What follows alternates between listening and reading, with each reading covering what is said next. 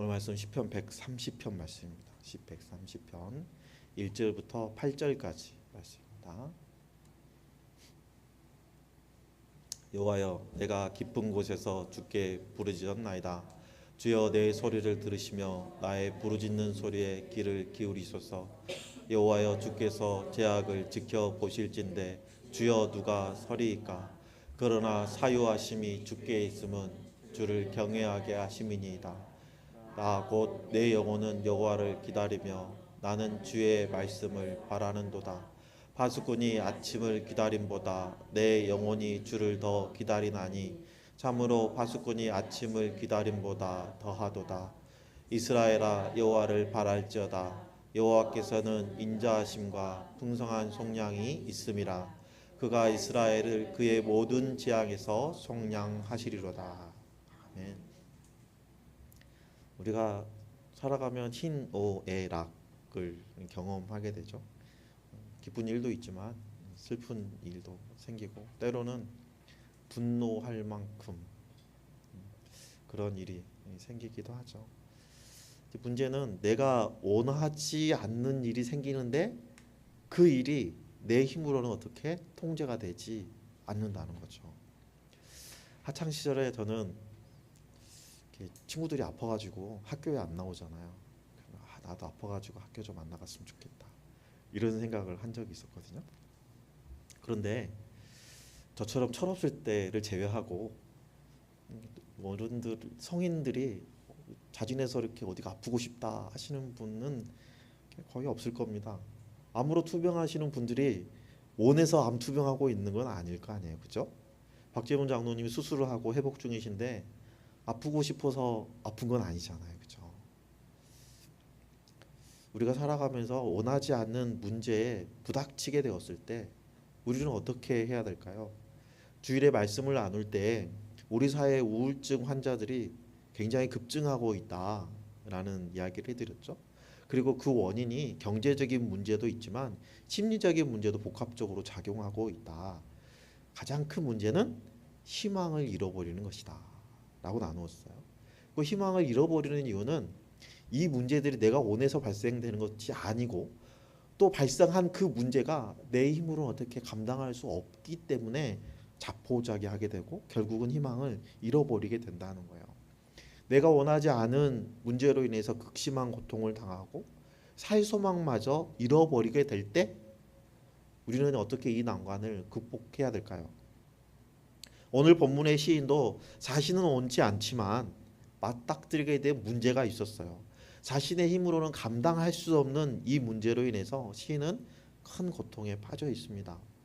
오늘 우리에게 주신 이 시편 130편의 말씀을 통해서 시인이 그 문제를 해결하기 위해서 어떻게 행동하였는지 그것을 살피고 그 시인의 언행을 우리의 삶에 비추어서 우리의 문제도 해결할 수 있는 방법을 찾아내는 귀한 기회가 되기를 예수님의 이름으로 축복합니다. 오늘 본문 1절에 보면 이렇게 말씀하세요. 여호와여, 내가 깊은 곳에서 주께 부르짖었나이다 라고 말씀하시는데 여기서 깊은 곳이라는 단어가 나오죠. 시인이 말하는 깊은 곳은 어디일까요? 성경의 용례들을 찾아보면 깊은 곳이라는 표현은 종종 물이 깊음, 바다의 깊음 이런 것들을 의미할 때가 있고요. 고통과 고난을 비유로 상징할 때 깊은 고난, 깊은 통증, 고통 이 속에 파묻혀 있을 때 깊은 곳이라는 단어를 사용하기도 하고요. 죽음과 수호를 표현하는 단어로도 사용하기도 합니다.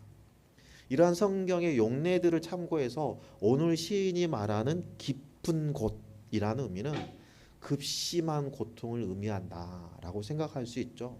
시인은 죽음에 가까운 고통과 고난을 겪고 있는데 우리가 구체적으로 그 상황이 어떤 상황인지는 알 수 없습니다. 분명한 것은 지금 시인이 직면하고 있는 그 고통과 고난의 순간을 시인의 힘으로는 헤쳐나올 수 없는 상황이라는 것이죠. 성도들도 자기 힘으로 벗어날 수 없는 깊은 곳에 처하게 될 때가 있죠. 그 깊은 곳은 한없이 내려앉는 우울증일 수도 있고요. 감당할 수 없는 경제적인 고통일 수도 있고 살 희망조차 잃어버리는 어떤 고통의 문제, 건강의 문제일 수도 있습니다. 어떤 문제에 부딪히게 되면 이 문제를 해결하기 위해서 우리가 힘을 쓰죠. 그렇다면 문제를 해결을 위해서 내가 할 수 있는 것과 내가 할 수 없는 것들이 생기잖아요. 내가 할 수 있는 것들은 열심히 내가 노력하면 되는데 내가 할 수 없는 것들은 어떻게 해야 되죠? 우리 상공부 시간에 배웠잖아요. 내가 할 수 없는 것들은 어떻게 한다고요? 내가 극복할 수 없는 문제는 하나님께 맡기고 기도한다 했죠. 내가 할 수 있는 건 내가 열심히 하지만 내가 할 수 없는 것은 하나님께 맡기고 기도해야 한다는 이 이야기를 우리는 귀에 몫이 박히도록 계속 듣던 말이에요. 그런데 여러분, 시인이 힘든 삶의 자리에서 할 수 있는 일에 대해서 이야기하는데 그 일이 하나님께 부르짖는 것이라고 얘기하고 있잖아요. 시인은 이렇게 했죠. 주여 내 소리를 들으시며 나의 부르짖는 소리에 귀를 기울이소서 하고 하나님께서 나의 기도를 들어주세요 하고 간구하고 있어요. 시인이 이렇게 기도하는 이유는 기도 응답에 대한 경험이 있기 때문이에요. 과거에 내가 기도했는데 그 기도를 하나님께 들어주신 거예요. 사람들은 기도 응답을 경험한 사람들은 자연스럽게 그 학습된 기억이 되고 장기 저장이 되고 그 기억으로 인해서 힘든 일이 생기면 기도하게 됩니다. 그런데 여러분, 기도한다고 해서 다 즉각적으로 기도 응답을 받는 건 아니잖아요. 1년을 기도하고 5년을 기도하고 10년을 기도했는데도 기도 응답이 이루어지지 않으면 어떤 현상이 발생되죠? 서서히 지쳐가잖아요. 그리고 의심하게 됩니다. 기도 응답이 안 돼서 나중에 의심하게 될지라도 시인처럼 처음부터 기도하는 사람들이 있는 반면에 반대로 기도를 생각지도 못하는 사람들도 있어요. 우리가 평상시에 믿음을 가지고 기도한다라고 말은 하지만 정작 내가 그 문제에 부딪히잖아요. 기도를 못합니다. 기도할 생각이 떠오르지 않아요. 현실적으로 내가 닥친 문제로 인해서 기도하려고 하는 그 생각조차도 들지 못하는 경우가 비일비재해요. 여러분, 당황하면 아무 생각도 나지 않잖아요. 고난의 상황에 내가 직접 맞닥뜨리게 되면 우리는 직면하고 있는 그 문제에 모든 관심이 집중됨으로 인해서 그 문제 너머에 계시는 하나님을 바라보지 못해요. 우리는 평상시에 그러잖아요. 문제보다 크신 하나님이라고 얘기하지만 실제로 문제가 부딪히면 문제밖에 못 보는 거죠. 그렇다면 우리가 하나님을 잊지 않고 기도할 수 있는 방법이 뭘까요? 그거는 훈련해야 돼요. 평상시부터 계속 반복적으로 훈련해야 돼요. 여러분, 군사 훈련을 받잖아요. 군대 갔다 오신 우리 안수 집사님, 장로님들 이런 분들은 아시겠죠? 이렇게 앞으로가 뒤로 돌아 우양우 자영자를요 일주일 내내 합니다. 우양우 가면 자동으로 팍 나와요. 자영자 가면 자동으로 팍 나와요. 뭐 생각할 겨를이 없어요. 조건반사적이에요. 왜 이렇게 할까요? 생각하면 전쟁터에서 생각하고 있으면 죽잖아요. 생각할 겨를 없이 움직이게 하는 거예요. 성도도 마찬가지입니다. 절실한 순간, 절망의 순간에 기도하는 것, 이게 훈련돼 있어야 돼요. 기도함으로 문제 해결을 경험했던 성도들은 그 잘잘한 경험들이 모여서 어떤 문제가 닥치면 기도해야지 하고 예배당을 찾아와요. 하지만 그게 경험이 반복되지 않고 축적되지 않은 사람들은 문제가 생기면 어디로 가요? 이 문제를 해결해 줄 만한 사람을 찾아가요. 우상을 찾아가는 겁니다. 하지만 기도 응답을 경험하고 기도 응답으로 훈련된 성도들은 어떤 큰 문제가 닥쳐오더라도 어디로 간다고요? 하나님 앞에 나오는 거예요. 하나님이 일하셨던 내 경험에 비추어서 하나님이 이 문제도 해결해 주실 거라는 믿음이 있기 때문에 하나님 앞에 나오는 거예요. 중요한 포인트는요, 이 훈련은 한두 번으로 이루어지지 않는다는 거예요. 반복적으로 계속 꾸준히 해야지만이 우리 몸에 배워지게 된다는 거죠. 교회에서 삶 공부할 때도 마찬가지죠. 중요한 것은 계속 반복하게 합니다. 삶 공부를 하면서 여러 가지 훈련을 받지만 경청의 방 훈련처럼 하나님의 말씀을 듣는 훈련은 삶 공부보다 다 포함되어 있어요. 우리 생명의 삶 공부할 때도 우리 경청 훈련했죠. 새로운 사람 공부할 때도 경청의 방이라는 훈련 제목으로 아예 별도로 했어요. 경건의 삶 가잖아요. 그러면 아유 체계적으로 합니다. 그리고 하나님을 경험하는 삶을 공부하면 보다 수준 높은 훈련을 하게 되죠. 이렇게 삶 공부에도 중요한 것은 반복적으로 후행하죠. 그런데 여러분 삶 공부하려고 하면 어떤 일이 꼭 생기죠. 안 하던 일들이 막 생기고 오늘 다음 주부터 생명의 삶 들어가기로 했는데 갑자기 일자리가 생겨가지고 생명의 삶 이거 해야 되나 말아야 되나 그런 고민도 생기잖아요. 삶 공부를 하게 되려면 반드시 장애물들이 생길 때가 있어요. 그런데 우리가 직면하는 가장 큰 장애물은요 죄입니다. 오늘 본문 3절에 보면 여호와여 주께서 죄악을 지켜보실진대 주여 누가 서리이까 라고 고백하고 있잖아요. 지금 시인이 자신이 깊은 곳에 처하게 된 원인을 죄라고 보는 겁니다. 사람들은 죄라고 하면 흉악한 범죄만 생각하잖아요. 그러나 성경에서 말하는 죄는 해야 할 일을 하지 않는 것도 죄라고 말씀하시잖아요. 하지 말아야 할 것을 하는 건 당연히 죄예요. 그죠? 하지만 해야 할 것도 하지 않은 것도 죄라고 말씀하세요. 하나님께서는 사랑의 하나님과 동시에 공의의 하나님이시기 때문에 어떤 모양의 죄라 할지라도 반드시 심판하십니다. 요한복음 16장 8절 9절에 보면 성령님께서 오셔서 하시는 사역에 대해서 이렇게 말씀하시는데 그가 와서 죄에 대하여 의에 대하여 심판에 대하여 세상을 책망하시리라. 죄에 대하여 함은 그들이 나를 믿지 아니함이라. 예수 그리스도를 믿지 않는 것이 죄라는 거예요. 가장 큰 죄가 예수 그리스도를 믿지 않는 거예요. 따라서 이 땅에서 우리가 살아가면서 해야 될 가장 중요한 것은 예수 그리스도를 믿는 거잖아요. 여러분 예수 그리스도를 믿지 않는다는 거예요. 예수님을 나의 구주로 나의 그리스도로 믿지 않는다는 건요. 예수님을 그리스도로 인정하지 않는다는 거잖아요. 나의 주인으로 인정하지 않는다는 거잖아요. 나의 구원자로 나의 왕으로 인정하지 않기 때문에 하나님과의 관계가 이루어질 수 없죠. 하나님 관계가 이루어지지 않는다는 것은 하나님과의 관계가 단절되어 있다는 거예요. 하나님과 단절된 상태를 우리는 뭐라 그러죠? 죄라고 표현하는 거예요. 우리가 죄를 지어서 지옥에 뚝 떨어지는 게 아니에요. 죄를 지어서 하나님과 단절되는 그 상태가 지옥인 거예요. 문제는 이 죄 가운데 있는 사람들은 스스로 이 죄 문제를 해결할 수 없다는 거예요. 그래서 하나님께서 이 땅에 예수 그리스도를 보내주셨던 거예요. 그래서 오늘 본문 4절에 보면 그러나 사유하심이 주께 있으면 주를 경외하게 하십니다 라고 말씀하세요. 사유하심이라는 건요 죄 사함을 의미해요.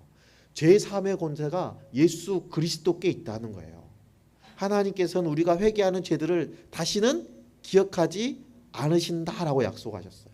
하나님께서 우리의 죄를 다 기억하신다면 하나님 앞에 설 수 있는 사람은 단 한 명도 없는 거죠. 인간의 그 흉악한 죄에도 인간을 먼저 사랑하시고 자복하는 그 모든 죄를 사하시고 다시는 기억하지 않으시는 이유는 하나님께서 우리를 향해서 목적을 가지고 계시기 때문이에요. 그 목적이 방금 뭐라고요? 하나님을 경외하게 하기 위함이래요. 죄 사함을 받은 사람들이 하나님을 경외하도록 하기 위함이라는 거예요. 오늘 본문의 시인은 이것을 믿기 때문에 간절히 기도하고 하나님의 임재를 기다리고 있어요. 하나님의 응답을 기다리고 있어요. 죄로 인해서 공경에 처해 있지만 죄로 인해서 공경에 처한 나를 구원해 주실 분도 하나님이시니까 내가 하나님의 임재를 구하고 용서를 구하는 그리고 기다리고 있으면 하나님께서 구원해 주실 것이다 하는 마음으로 기다리고 있는 거예요. 그래서 오늘 시인은 자신의 기다림을 뭘로 비유하죠? 파수꾼이 아침을 기다림과 같이 내가 하나님의 기도 응답을 하나님의 임재를 기다리고 있다라고 표현하고 있어요. 제가 초급 간부 시절 때 철책에 경계에 근무를 나간 적이 있어요. 소위일에 딱 인간하자마자 대부분 철책으로 갑니다. 그래서 철책에서 특정 일정 기간은 경계 근무를 해요. 그런데 철책에서 내려와서 군단에서 근무하고 있는데 군단장님이 초급 간부들은 전부 다 이 일주일씩 올라가서 이 초병 경계 근무를 다시 경험하고 내려가셔가지고 짬밥이 있는데도 올라가서 경계 근무를 해요. 오래간만에 또 새벽에 야간 근무라 새벽 제가 12시 근무 투입해서 6시까지 이제 근무 투입했는데 이제 경계 근무에 들어가게 되면 제가 시간에 도 들어가잖아요. 그럼 내 가까운 초소에 들어가요. 그러면 내 초소에 있던 사람들은 그 다음 초소로 밀려가요. 이걸 밀어내기식 교대라 그러거든요. 그 제일 마지막에 있던 초병은 이제 들어오는 거예요. 그래서 제일 마지막에 초병은 새벽 4시에 복귀합니다. 그리고 그 다음 사람들은 아침 6시가 돼야 복귀할 수 있는 거예요. 그렇죠? 2시간씩이니까. 그런데 이 많은 사람들이 한꺼번에 복귀하는 시간이 있어요. 그 시간이 언제냐면요. 해가 뜨기 시작하면 주야간 근무가 바뀌거든요. 그럼 주간 근무조 한꺼번에 싹 들어오면 야간 근무조는 그 초소에서 한꺼번에 싹 나와서 쉴 수 있게 됩니다. 제가 근무를 서보니까요. 언제가 제일 힘드냐면요. 4시, 6시 사이가 제일 힘들어요. 6시 근무 교대 시간이잖아요. 5시부터 시간이 그렇게 안 가요. 더 심란한 거는요. 그렇게 또 졸려요. 그냥 엄청 졸립니다. 눈꺼풀을 손으로 들고 있어야 돼요. 그래서 그때가 경계에 가장 취약한 시간이고요. 간첩이 넘어올 때도 그 시간에 많이 넘어오죠.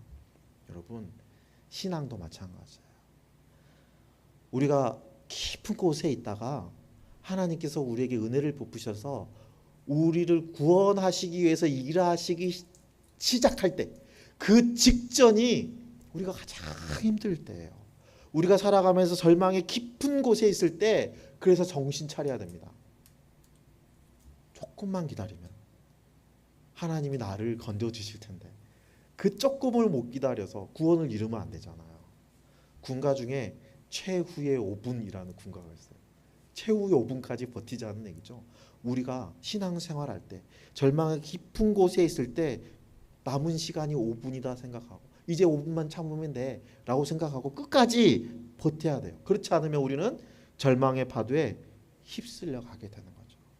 그래서 시인은 그 파수꾼의 자신을 비유하면서 조금만 참으면 돼, 조금만 더 참으면 돼 하고 정신을 차리고 있는 거예요.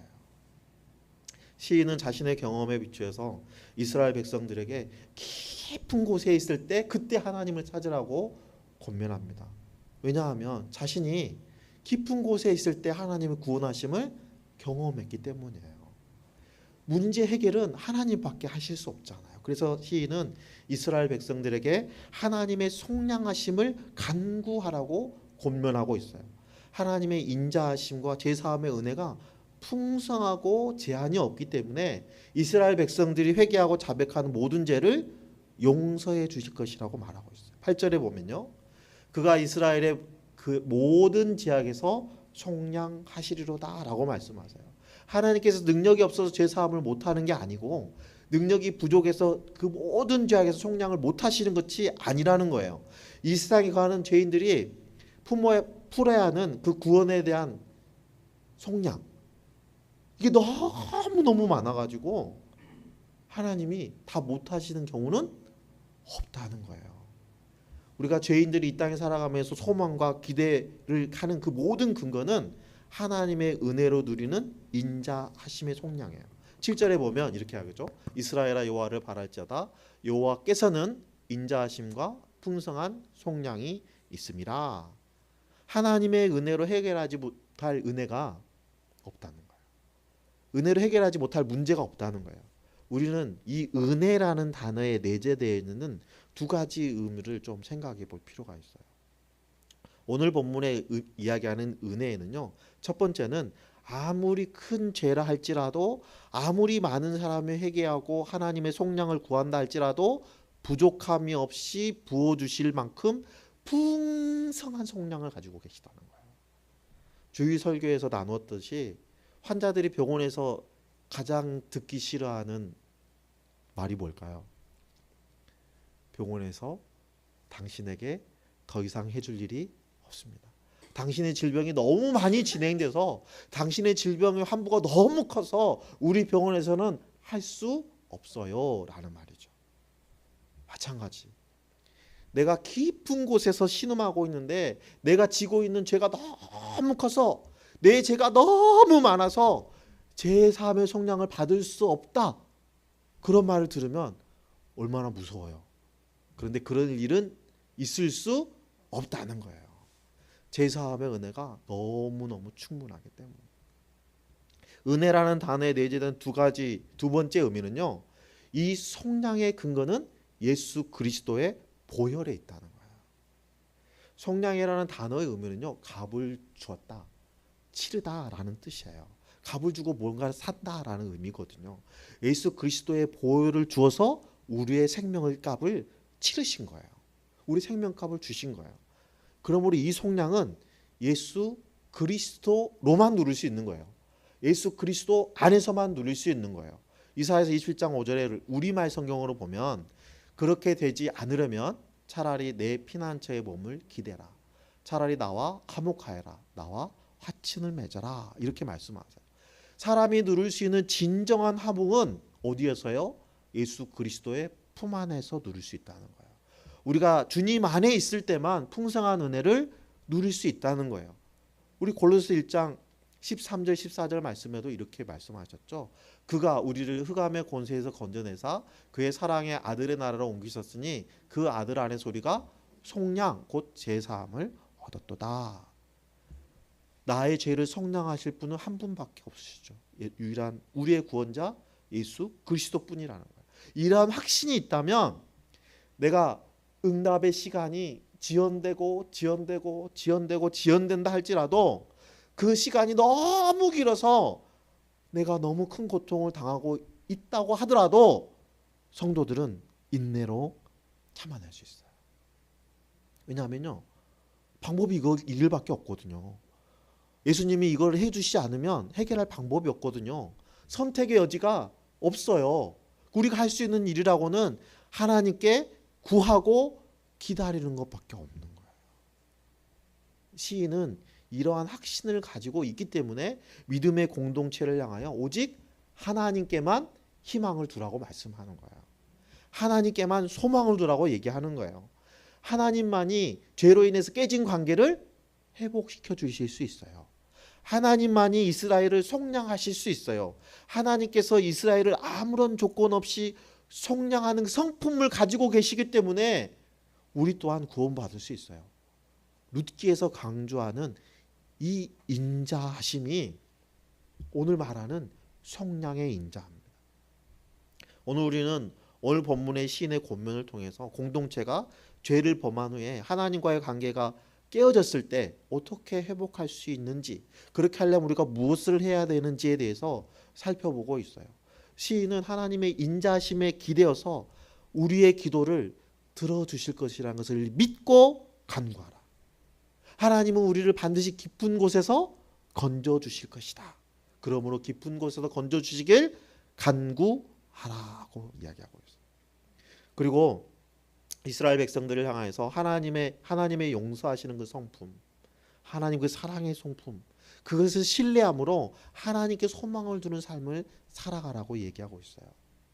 우리도 죄로 인해서 끊어진 관계를 예수 그리스도의 보혈의 은혜로만 이을 수 있어요. 예수 그리스도의 보혈의 은혜로만 속량받을 수 있어요. 예수 그리스도의 보혈의 은혜로만 회복할 수 있어요. 우리는 그것을 기억해야 합니다. 우리의 죄값을 대신 치르시고 자신을 들여서 우리를 살리신 예수 그리스도께 우리가 간구하면 반드시 들으시고, 간구하는 심령들을 무시하지 않으신다는 것을 믿고 기도하면 그 확신이 우리를 하나님의 소망 안에 살게 합니다. 오늘 본문 7장 8절, 7절 8절을 다시 한번 합독합니다. 이스라엘아 여호와를 바랄지어다. 여호와께서는 인자하심과 풍성한 속량이 있음이라. 그가 이스라엘을 그의 모든 재앙에서 속량하시리로다. 아멘. 우리 이 본문에 이스라엘이라는 이 단어를 빼고요, 여러분의 이름을 넣어서 이스라엘아 하지 말고 선명아 이렇게, 그가 이 선명을 이렇게 넣어서 해보는 거예요. 우리 한번 해봅시다. 다시 한번 합독해 봅시다. 시작. 선명아 여호와를 바랄지어다. 여호와께서는 인자하심과 풍성한 속량이 있음이라. 그가 이 선명을 그의 모든 재앙에서 속량하시로다. 아멘. 여러분이 중보하고 있는 VIP의 이름 있죠? VIP 이름을 넣어서 한번 더 해봅시다. 시작. 자신 있게 해보세요. 자신 있게 다시 시작. 찬호야 여호와를 바랄지어다. 여호와께서는 인자하심과 풍성한 속량이 있음이라. 그가 찬호를 그의 모든 제약에서 속량하시려다. 아멘. 여기에 여러분의 자녀의 이름, 여러분의 친구의 이름, 누구의 이름이든 넣어서 부르짖고 기도하시기 바랍니다. 하나님께서 반드시 그를 속량해 주실 것입니다.